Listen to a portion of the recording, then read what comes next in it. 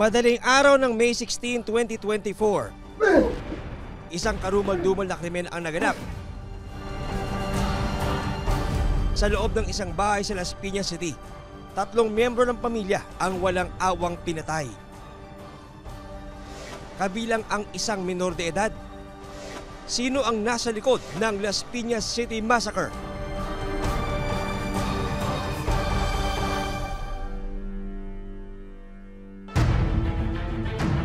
Umaga ng May 18, 2024.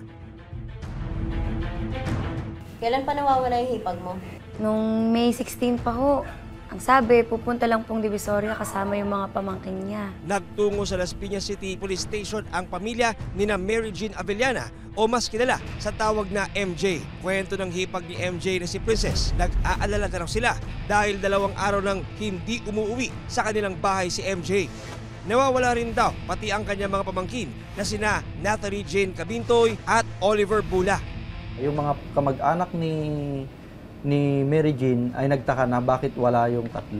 Yun yung time na sumugod sila sa substation para sa ganon magtanong kung paano yung proseso ng pagpapile ng missing person. Dahil sa pahayag ni Princess, agad pinuntahan ng Las Piñas City Police ang bahay ni na MJ para mag-imbestiga.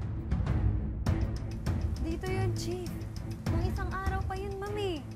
Pero tila hindi lang basta kaso ng missing person ang naamoy ng mga pulis. Baho. Hello sir, kailangan po namin ng backup dito sa barangay Punanlupa 2.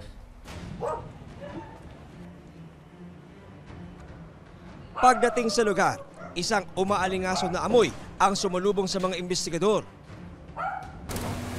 Sir. Chief, dito nanggagaling yung amoy. Nadatnan din namin na talagang mayroon kakaibang amoy na nanggagaling sa loob ng bahay. Napagdesisyonan namin na buksan ang nasabing bahay. Nang buksan ng isang kwarto, tumambad sa kanila ang 3 katawan na naliligo sa sariling mga dugo at halos naaagnas na.